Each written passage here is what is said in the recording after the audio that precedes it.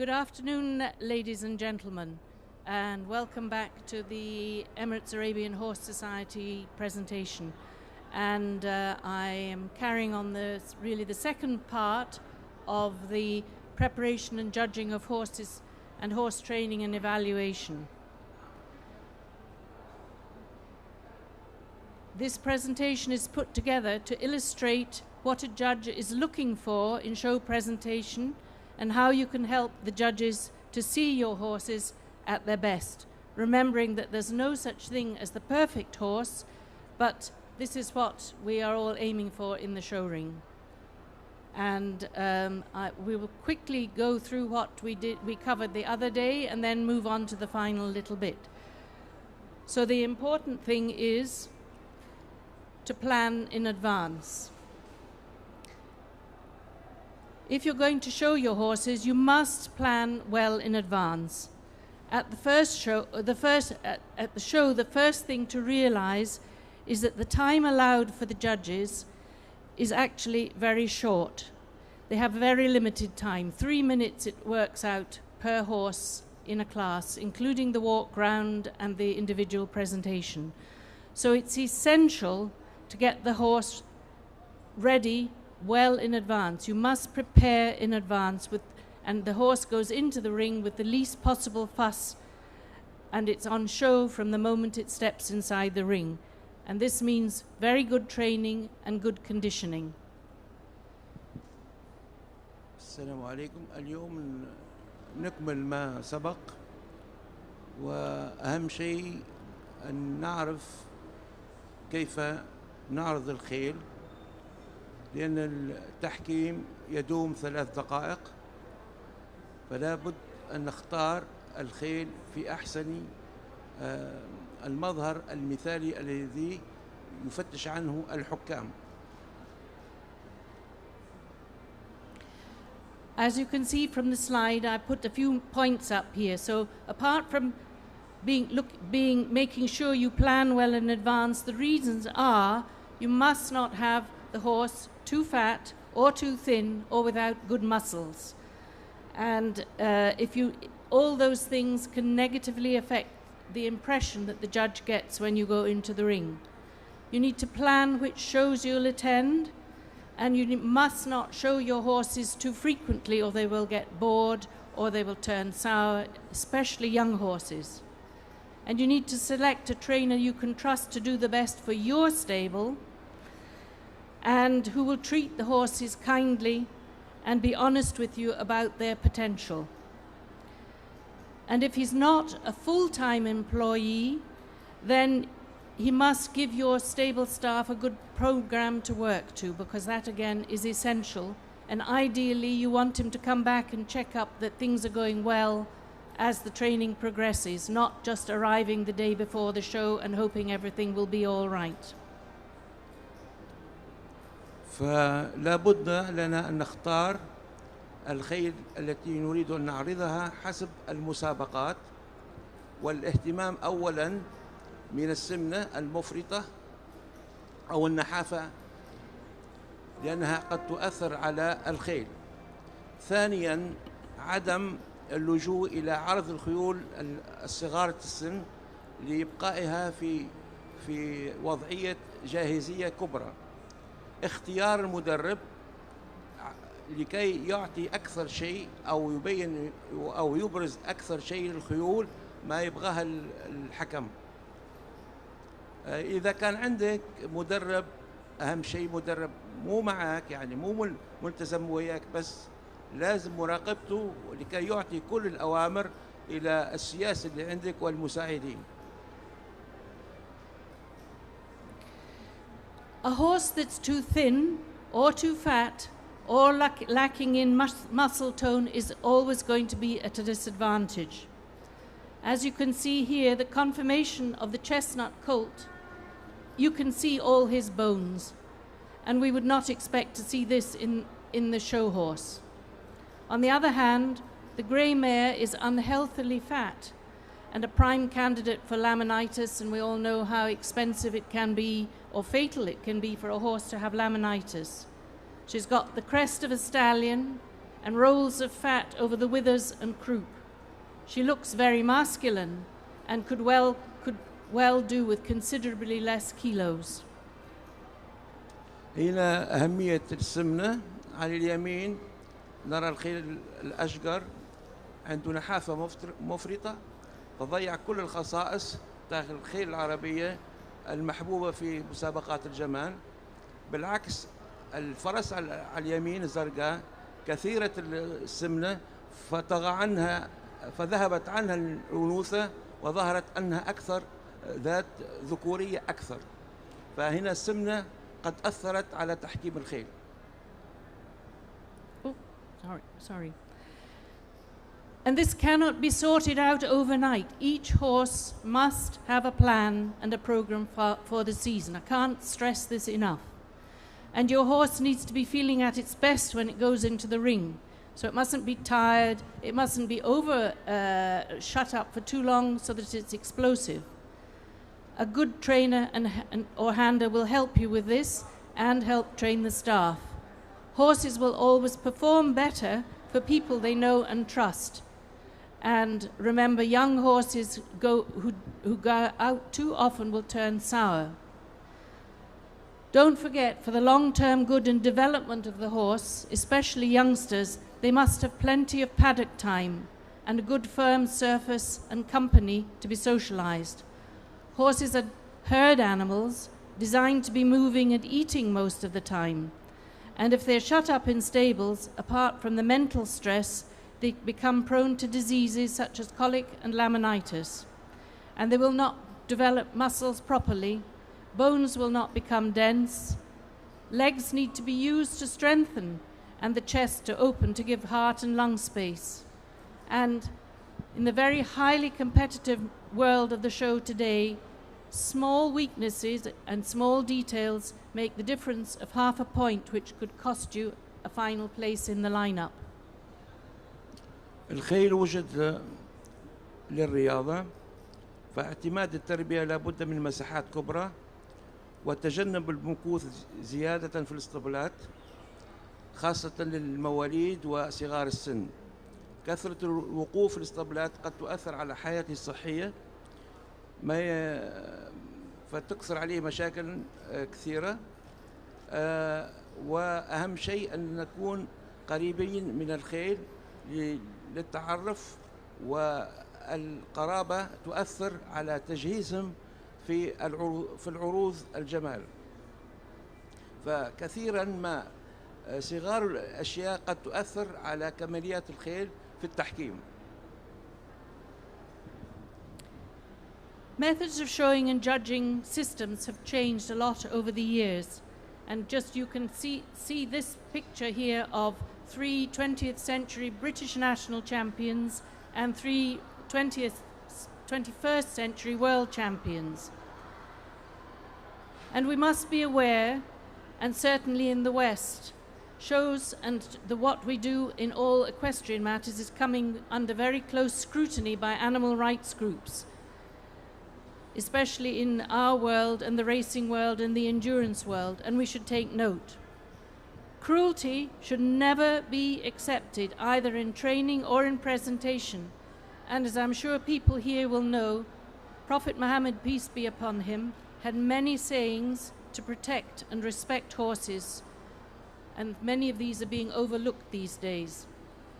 Owners must take responsibility for the treatment of their horses and recognize when one is being abused for a quick fix result.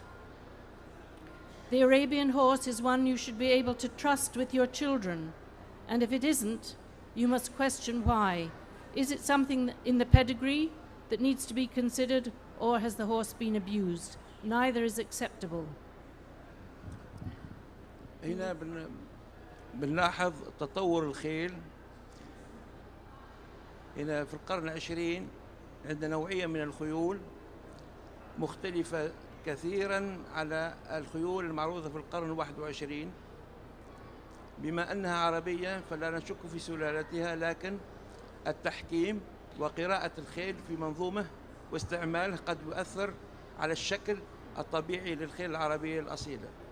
فلا بد من وضع بيانات في تحسين الخيول العربية حسب النظرة الموجهة من التحكيم الحاضر.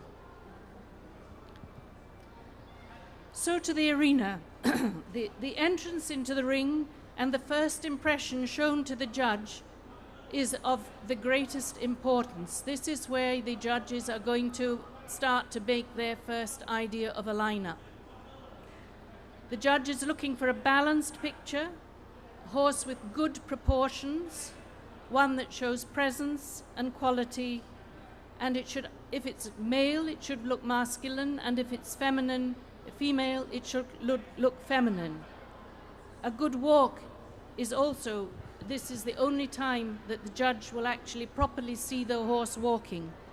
And if it doesn't, it's not going to get extra marks when the handlers all push the horse's head come into the judges or stop the horses as they're walking around and try to pose them in the walk. It doesn't help. Often we'll just turn our backs, but it affects everybody down the line of people that are coming behind. It's the time when the judge will see the real top line and the neck set, and of course how athletic it is when it's walking. And owners should also learn to look at their horses in the walk, not just in the pose.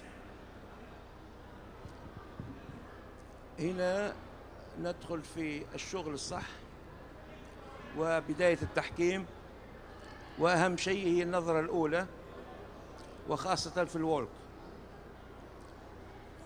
وأنتم تعرفون أن الوولك مهم كثير للحكام، فلابد أن نتجنب فكرة أي سايس يمكن له الدخول بالخيل،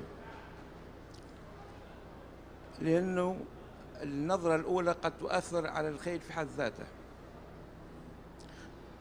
كيف؟ لأن الحكام يريدون خيل متوازن مع إظهار الفصيلة وإظهار وجوده في الساحة حسب الذكورية أو الأنثوية.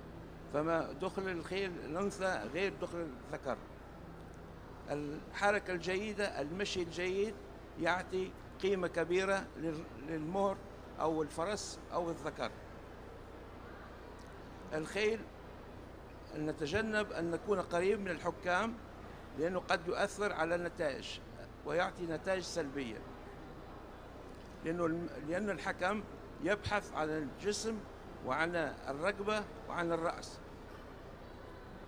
فنتجنب أن نكون قريبون من الحكام. I think this is one of the areas that the point system falls down because we don't actually have a mark for the walk, and I think possibly it should be added because the walk is one of the most important paces. Anyway, after the walk round, we come to the individual trot. And the best presentation should have a minimum or no circling, and the ECAHO rule is of no more than 5 circles. The judge is looking for power from the hindquarters, slight elevation of the front end, and the use of the neck for balance and a proud, happy expression. Good flexion in all the joints, stifles, hocks, knees, etc. The hind legs stepping well under the body.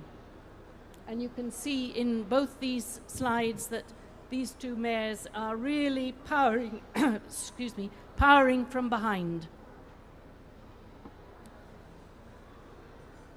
These days, the horses come into the ring at the trot and is expected to do a full circuit showing a bold, free stride and the quality of its movement. Also, the general carriage of the head, neck and tail can be properly seen. The Arabian is best seen for its famous breathtaking action, and it is disappointing how few really classic movers there are today. Also, how few horses appear to have been properly trained to go in a straight line, with handlers unable to control the speed and keep in a straight line, resulting in the frequent circling, not to mention the badly timed assistance from outside the ring, which regularly causes the horse to break stride.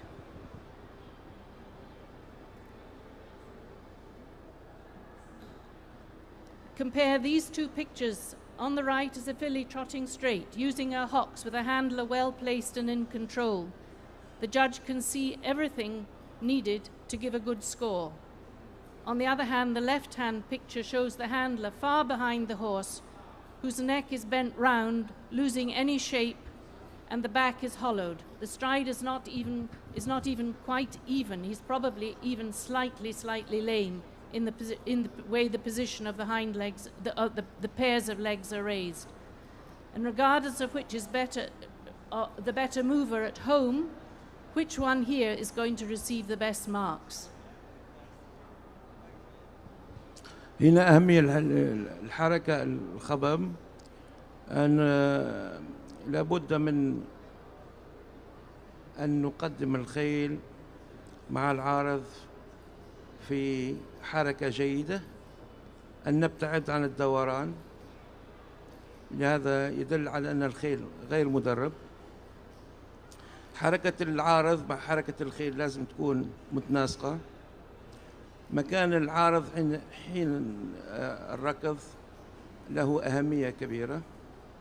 الصورتين هذه تدل على أن الحركة قد تتأثر، الجسم قد يتأثر، الرقبة قد تتأثر مع رفعة الرأس.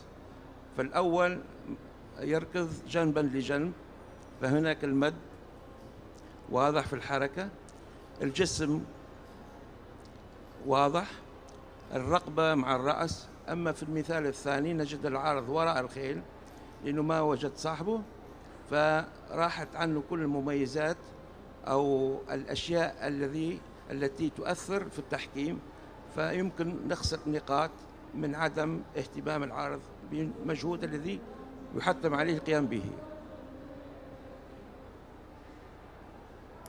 Judges are often left to give a score for the horse that has only shown 4 or 5 strides of a true trot. These are the sort of pictures that it's the sort of picture we often get as judges in the ring with the circling. We actually don't see it. You may see your own horse and you know what your own horse can do at home, but we don't know it. We can only judge what we see in the class.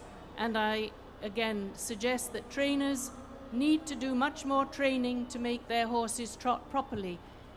I am never going to give a 20 for a trot that has a circle in it unless it's absolutely essential. هنا أمثلة قد تؤثر على التحكيم وتنزل في عدد الحركة. كثرة الدوران، أصلا حتى الصورة تبين أن الخيل مش فاهم شو حيسوي. نظرة الأعين، الأذان، فمش حيديك الحركة التي أنت كنت تراها في الاسطبل، فحركته حتنزل، يمكن مش حيحصل على العلامة المتوسطة في هذه الحالات.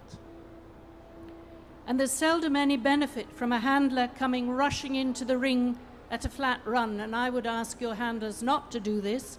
The horse is often cantering with its head up and a hollow back, and it's expecting a jerk on the lead rein. It must be circled to get it into some form of balance, and the judge just does not see a good impression from the get-go. Maybe half a point's already gone out of the window. Also, frequently you see a poor horse desperately trying to follow a mad handler who does not even appear to know where he is in the ring or where the judges are. And the poor horse is trying to follow and do its best. It's painful to watch, and these are points thrown away, but judges can only judge what they see, and they're often very kind. Best handlers are always aware of the ring and where they are. They regulate the speed they go and use as much or as little of the ring as is necessary to suit the trot of their horses. And once a horse is shown, it's no need to go backwards and forwards and spoil the impression. Finally, handlers running at the back of the horse are in terrible danger of getting kicked and possibly a very serious accident to their private parts, which would not be a very good idea in the ring. Also, I would suggest that owners, DCs, and show organisers should consist on limiting the warming up in the collecting ring. It should be kept to an absolute minimum. A well-trained horse with natural presence should hardly need it. So much damage is caused to joints and legs by the crazy circling by inexperienced grooms, not to mention the mental stress, especially on young horses. It's a very costly business training and entering a horse for a show, only for it to be disqualified through lameness. And many people looking on in the collecting ring at this behavior, it's the unacceptable face of Arabian showing. هنا أهمية الأخطاء التي نقومها عادة وموجودة في كل الشوات، من بداية من تحذير الخيل وفي ساحة التحمية. كثرة الدوران قد تؤثر، مما يؤثر خاصة على الأرجل والقوائم، وعادة ما نضطر لسحب الخيل.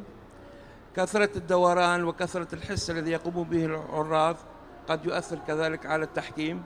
كثرة الدوران من شأنها أن تقلل من أهمية الخيل وأن تعطيه شكل غير مطلوب ويمكن عليه تقييم غير صادق. فعلينا أن نتجنب وأن نحذر كملاك كسياس وكعارضي. It used to be that Russian and Polish horses particularly would go to sleep in the collecting ring, and then at a click from the handler just before going into the arena, the tail would go up, the neck would arch, off the horse would go with a few slow steps to start up, then building up to the heart-stopping flying trot without a single circle. The judge Robbie den Hartog used to be a fantastic handler in his day. Here we have a stallion who came out straight from his box. He shows natural presence and pride, natural tail carriage, and note the controlled, powerful trot and the handler in unison and in control. هنا نبين العلاقة لما تكون مدروسة بين العارض والخيل وحميمية، يكون الخيل مرتاح نفسيا فيظهر في شكل أحلى، وهذا ميزة يختص بها المدربين في أن لا بد من وضع وقت طويل مع الخيل، خاصة في المشي وفي الحركة. الخيل يحاكي العارض، فلا بد من الاهتمام بالعلاقة الحميمية بين العارض والخيل.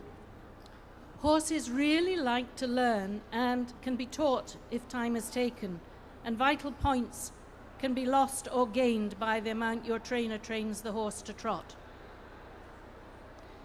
So moving on, next phase in the show is the individual walk, and this is a diagram which just shows you the difference between straight moving, dishing and winging, and obviously we want the horse to move as straight as possible. And the thing is, if you have insufficient exercise or turn out in deep sand, it's very dangerous for the development of the young horse. They need firm ground to develop good hooves and good straight action, and also a good farrier. Farriers can do miracles. I cannot stress enough how it's money well spent to have a good farrier, especially for the young horses. هنا انتقلنا إلى المشي. هنا تقييم القوائم، وهناك 3 أنواع من المشي: القوائم السليمة والنوعين الثانيين الذي لازم العارض يحاول أن يصحح المسار الخيل. مسار الخيل يبدأ من الاسطبل. الحداد لابد أن يحاول أن إصلاح حركة الخيل، والعارض لابد عليه أن يهتم بالوضعية هذه في المشي، وأن ينتبه كيف يعرض خيله في المشي. Now we come to the stand-up, and here you can see an untrained filly just standing as she's held in the paddock. Then with minimum, well actually no training at all, but just a little bit of persuasion, she poses herself, and you can see the difference it makes. It's not the hard stand-up, but she is greatly improved in her general outline. The important thing is when you move from this relatively posed horse to the hard stand-up, underneath you've still got the other one with all its faults. And you, as owners, you of course want your handler to disguise those, but they are there, and as breeders, don't be confused by looking at the horse as it is when it's posed. Look at it when it's in the paddock, relaxed, and then you really see it. هنا صورتين لنفس الخيل. الصورة الأولى الخيل عادي مو معروض. الصورة الثانية فيه عرض ماسك العرض بدأ التشغيل. نفس الخيل لكن الميزة قد ظهرت في الثانية لما بدأنا العرض، فنشوف الجسم هنا مستقيم، الركبة كيف ظهرت والرأس. أهم شيء أن نشوف الخيل أو نرى الخيل في الاسطبل بدون تدريب أو البادوك بدون تدريب، ونقرر كيفية عرض الخيل. Don't forget, judge has very limited time to see the horse because these DC people and ringmasters, they push, push, push, and so you have to get that horse. Your handler has to get that horse into the best position as quickly as possible when it comes into the stand-up.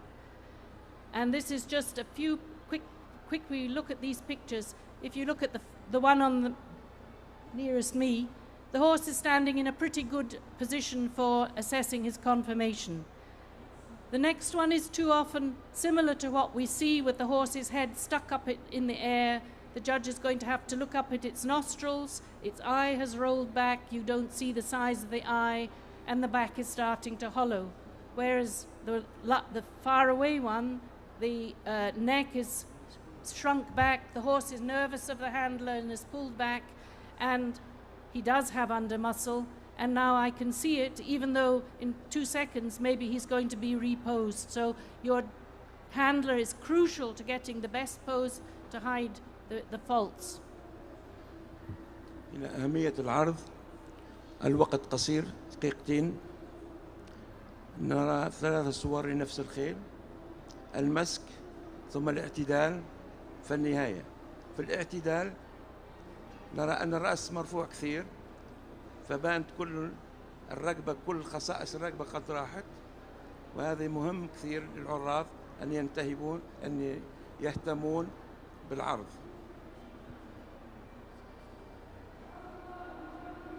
As judges, we're judging horses, not showmanship. And here you have 2 rather different horses. On my side, there's a bay US national champion of some years ago, but you can really see his correct conformation. Whereas on the other side, you've got a most beautiful filly, but she's posed in such a way that actually her neck looks as if it's coming out low down, and her back has been hollowed. Her head is so high, I need platform shoes to actually see her head. And we're always having to ask the handler to let down the head. So again, I would try to stress and try to encourage less of the hard stand-up, more of the alert, happy, confident horses looking at us. That's what we like to judge. هنا طريقة العرض مهمة كثير. عرض الخيل عشان نظهر مميزاته بين الصورتين مختلف كثير، لكن هنا قد أبرز كل ما لديه من مميزات، ولكن فيه تحس شد كثير على العضلات خاصة في الظهر. وأهم شيء عشان نعرف أن الشد كثير القوائم الأمامية والقوائم اللي من خلف. عندنا الحين بنشوف 3، وهذه ميزة قد تؤثر على الخيل. رفعة الخيل ومكانة الخيل جيدة، لكن نحافظ على الطابع الأصلي للخيل العربية. And I'm not meaning that this that any of these are perfect examples, but it's just to try to show you the difference between how you can best assess the horse and what judges would like to see to be able to give you a fair assessment of your horse. This is too often what we see. None of these fillies are standing in a way a horse would naturally stand, and this makes them very difficult to judge properly. With the chestnut and the middle grey, the handler is concentrating so much on stretching out the neck that he's forgetting about the back ends. The chestnut also looks to me, if you look at her tail, very much as if she's been gingered, which I think is a shocking thing to do to the horses. I wonder how many of us would like to be gingered. The middle grey is overstretched, and does that mean she's high behind? I would suspect if she pulled her hind legs forward, she would be high behind and not give us a balanced picture. Whilst the third one, well, she's got a beautiful head, but she hasn't got a neck, and the handler is probably so busy looking at the head that he's forgotten all about the neck, which she has pulled up. She could look much better, her neck, if he had given it some thought. 3 صور تحاكي وضعية الخيل عند العرض. الصورة الأولى نرى القوائم غير مستوية، الرقبة ظاهرة كثير، لكن الرأس تحكيمه حيكون سيء، خاصة مرفوع فوق، العين تبان بيضاء. الثاني في شد كثير، بانت الرقبة لكن الرأس والجسم قد انتهى، ولكن كل شيء مربوط بالقوائم. أهم شيء القوائم. في آخر صورة اهتم العارض بالرأس، وهنا الرقبة راحت. And this is the last picture of the stand-ups. We move on to head next, but it's just one more slide of how the stand-up can distort the picture we're trying to create. On the left is a mare with her head pushed up into an unnatural headset, leading to a very hollow back.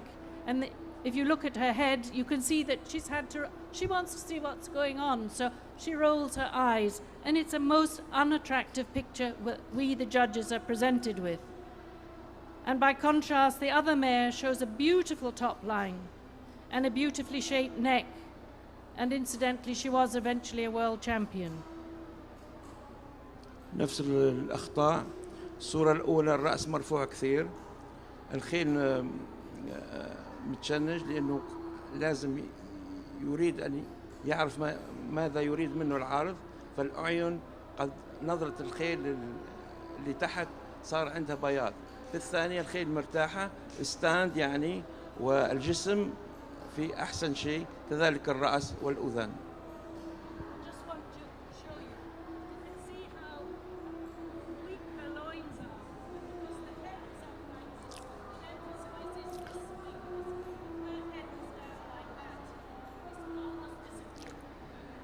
تأثير الرقبة العالية على الجسم، هذا اللي قلنا يعني، فبان الجسم هنا في وضعية سيئة.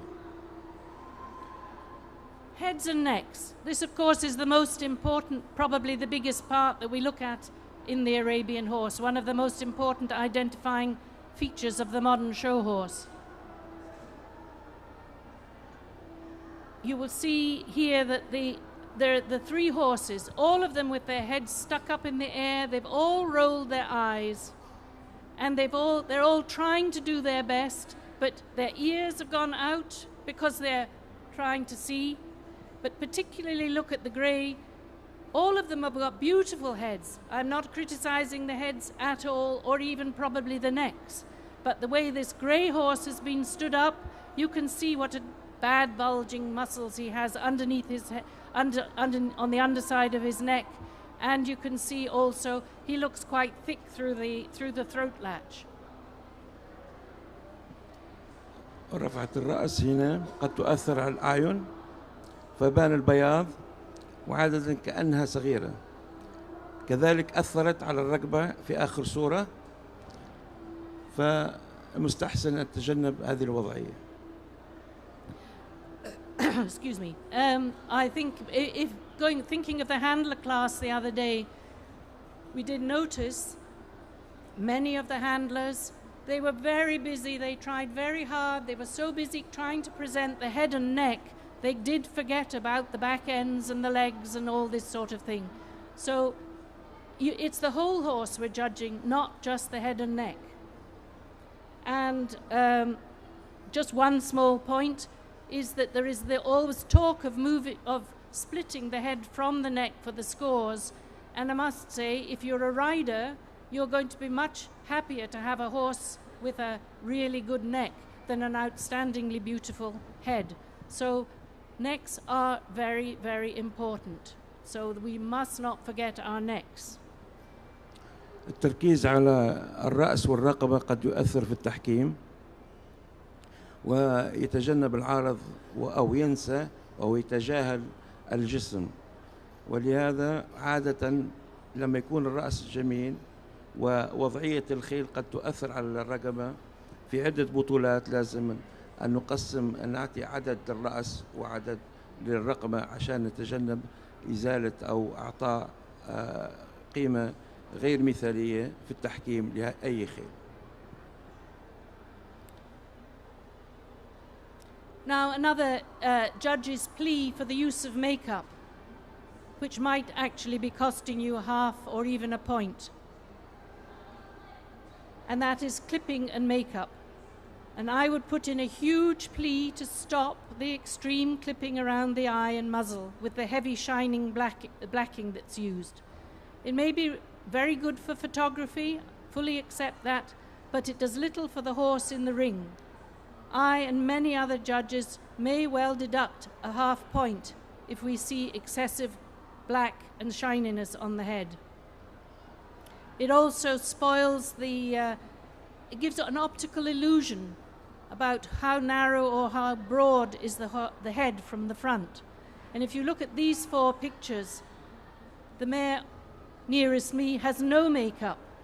The next one along has a very small amount, no clipping, just makeup, a small amount of very likely put on oil. And then you get the other two who've got beautiful heads, I have no doubt. But in my view, and many of us, these that look like, I don't know what they look like, some sort of mock-up of a horse. There is no, I don't know what you can describe it, but there's no grading of the way the clipping has been done. They look as if they've got masks on. These are not real horses. And I would plead, do not leave the clipping and the trimming to experts that know how it's done. Don't just let any old groom think that they can do it. It doesn't help your horse at all. هنا نتطرق إلى عملية التجميل عند الخيل، لكن عندها مشاكل قد تؤثر على التحكيم الخيل. 4 صور بالتدرج. الأولى ليس هنالك عملية تجميل، خيل طبيعية. الثانية قليلا ما. الثالثة بدأ التجميل، ونلاحظ أن كثرة التجميل خاصة العين اليمين بان عليها البياض، فهذا يؤثر خاصة في الشامبيونشيب. في المقارنة يأثر عليها كأن عندها human eyes يقولوا، يعني العين بيضاء. آخر صورة كثرة التجميل وكثرة اللمعان طغى على الصورة، فلا نرى أعين بارزة، يعني ما في عيون عربية أصيلة، وبان اللمعان أثر على النظرة. هذه نظرة الحكام عادة ما ينتبهون كثيرا فيأخذوا مجمل ما يشوفونه. You know, we judges are not stupid. We can see, well, most of us, I hope, are not stupid. So please, think about this. Think of what it's doing to your horse and how you actually like to see it. Next slide. If we could, hope you can continue. We're nearing the end. Great responsibility is put on to judges in this fickle world of beauty and high investment. And so far, there's no judging system that can overcome the subjectiveness of taste and judges' integrity. The future well-being of the breed is often overlooked when there is overemphasis on any one feature, such as the extreme dish, which can lead to an underbite or constricted nasal passages. Large round eyes and fine expansive nostrils are much more important, and in terms of type are sadly being lost. Similarly, horses that are gingered to improve tail carriage, which may not be picked up in the ring, is a deception, which leads people to breed from horses without natural tail carriage, and if they don't have it, they can't pass it on. And this harms the breed, which is what we love, the breed we love. Quite apart from it being unethical and an abuse to the horse. Traditionally, there's no requirement in Bedouin culture for a dish, and there are dangers it can have on the jaw and tooth development. At extreme, it can cause the misalignment of the teeth or development of underbite, as well as restrictions in nasal passages. The Arabian has been known for its fine-skinned nostrils, capable of great expansion, and a clean throat, with space between the jaws to put your fist. Large round eyes, well set, down skull, with plenty of breadth between them, is what we should be aiming for. And there should be much greater importance from the breeders on all the features, the ears, the eyes, the nostrils, the cheekbones, as well as the dish. So please think on that. هنا نعرض الخطوط في الرأس. فكثيرا لما نحكي على الخيل هل نراه مثلثات أم دوائر؟ والصحيح هو أن نرى مثلثات في الخيل لا دوائر، خاصة في الرأس. فالصور الثلاث أو صورة الاثنين نرى دور الفلس في تحسين الجمالية، لكن في نفس الوقت قد أثر على الفك. عيون جميلة، التنفس قد يتأثر هنا، لكن الصورة الثانية هي الخيل الرياضية لكن ما في فلس، فنشوف الخطوط متوازية والمحبوبة.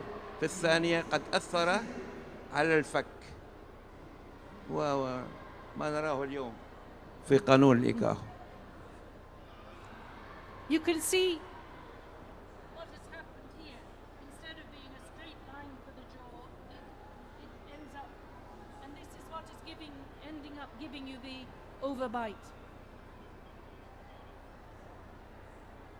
Right. Moving on swiftly to overbite and underbite, and why it's undesirable, and why ECAHO has brought in the rule. And it's for some people, there are rules that are made to be bent or broken. First, these conditions can be, not always, are hereditary and are undesirable for many reasons. And so long as you don't bring one with an underbite or an overbite to a show, there's nothing to stop you breeding from it. But we in the show are trying to breed horses as near perfect as possible, so why would you want to put one that is not as near perfect? Furthermore, it used to be that judges could ask the ringmaster or a handler to open the mouth if they thought there might be a problem.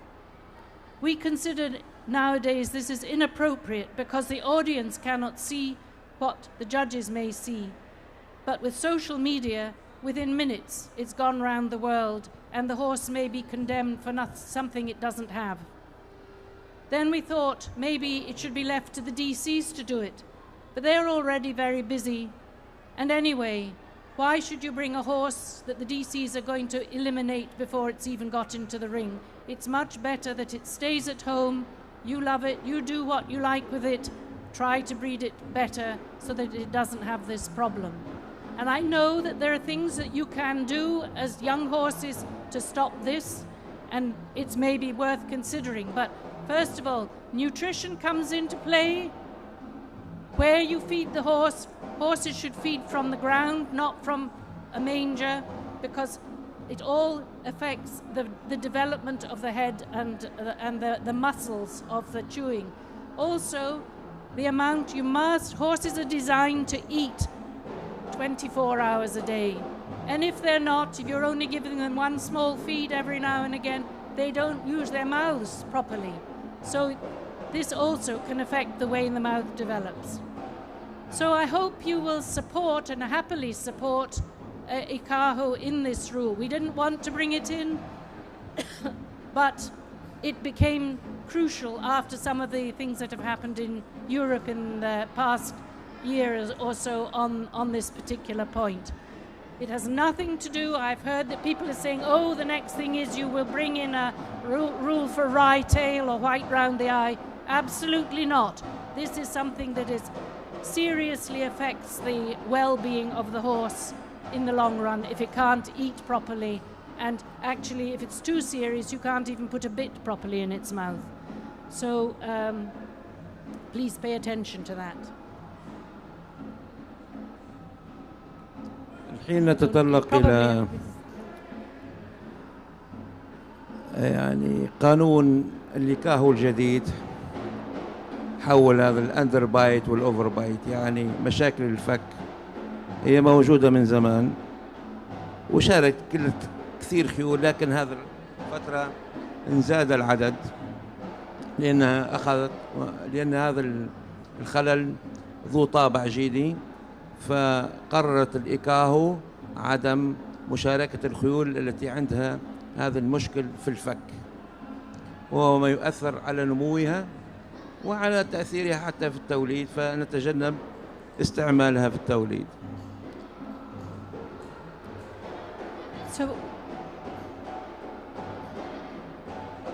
So don't forget, you, particularly the breeders in this part of the world, now have the future of the breed in your hands and also in the younger generation. And I would really beg you to involve your children, encourage them to enjoy the horses on a daily basis, handle them, play with them, do what they like, but involve them. Try to keep the heritage of the Arabian horse going, especially in this part of the world where it is its homeland. Thank you very much.